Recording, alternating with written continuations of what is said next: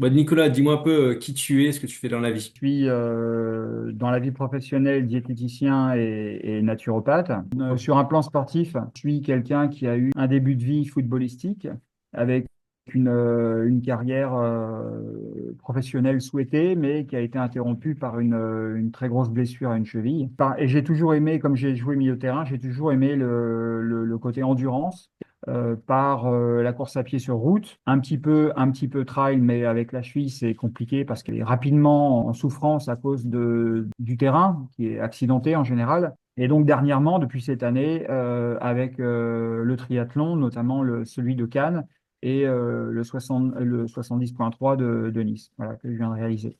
Qu'est-ce que tu faisais au niveau du sport avant l'accompagnement? Des courses Ok. sur route et des urban trails. Je profitais de mes connaissances modestes pour me confectionner un plan d'entraînement. Quel était ton objectif avant que tu fasses du triathlon? Bah, mon objectif, c'était déjà de finir une course de triathlon dans un premier temps. Dans un deuxième temps, sans la finir en étant en PLS. Et dans un troisième temps, mais ça va ensemble, hein, c'est de prendre du plaisir. Pourquoi tu m'as contacté? Je t'ai contacté parce que je recherchais une solution pour concevoir mes différents entraînements avec des techniques qui sont complètement différentes aussi. Et donc, j'avais besoin d'une aide pour la réalisation, la conception d'un plan d'entraînement pour parvenir à mes objectifs. Qu'est-ce qui te bloquait le plus dans ton quotidien par rapport à ça?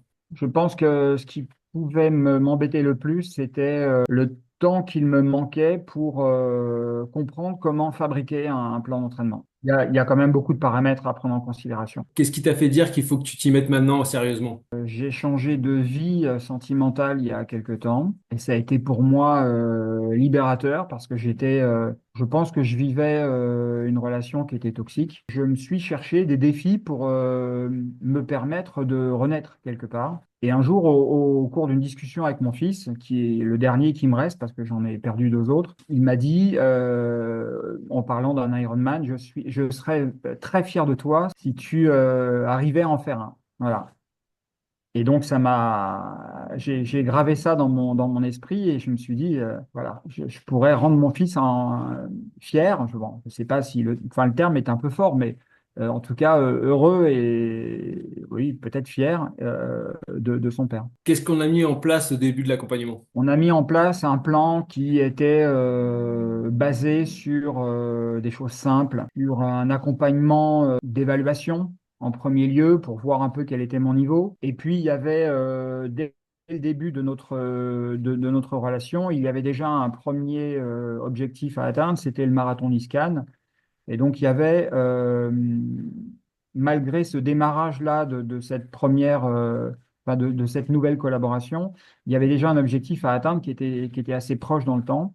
Donc, il fallait déjà travailler sur la prépa d'une distance aussi longue et aussi complexe. Est-ce que tu te souviens d'un moment où tu t'es dit, là, vraiment, je progresse et j'évolue? Oui, j'ai ressenti à plusieurs moments que je progressais. Sur la partie vélo, j'ai senti que j'étais moins dans le rouge dès qu'il y avait du D+. Et également en course à pied, j'ai pu constater que je tenais mieux les allures qui étaient plus élevées. Une séance ou un jour qui t'a marqué durant tout cet accompagnement? Bah écoute, il y a des séances qui m'ont marqué en course à pied quand j'ai pu tenir pour la première fois 4,55 sans être essoufflé. Ah, c'est propre, hein. Voilà, ça c'était une bonne séance sur piste.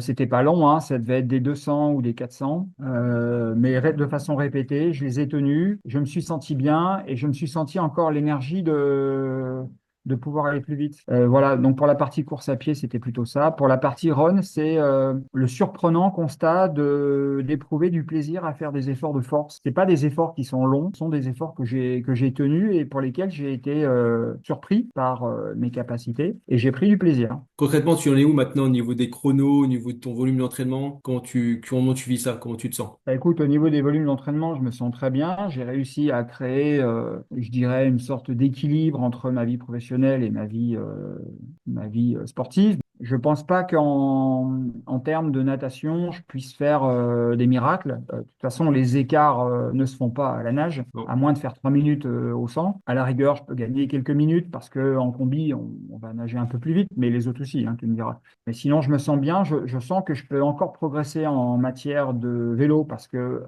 dès qu'il y a eu du D+, que ce soit la première partie qui était beaucoup plus dure que finalement le col de Vence, je me suis vraiment senti très bien avec la possibilité de relancer à chaque entrée de virage que je prenais à la corde et je passais devant 5 6 personnes en même temps, pas par grappe.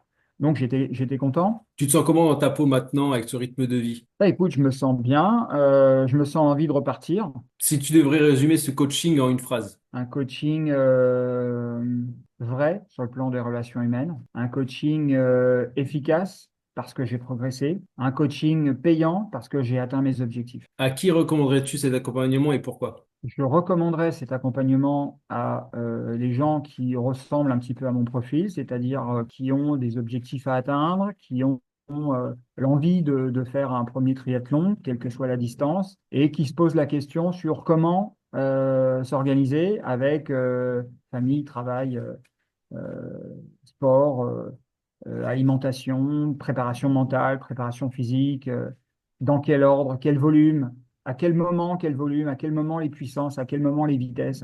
Voilà, je lui dirais à ce moment-là, te prends pas la tête, va voir Iron Finisher et puis vous discutez ensemble d'une possible collaboration et d'un plan personnalisé.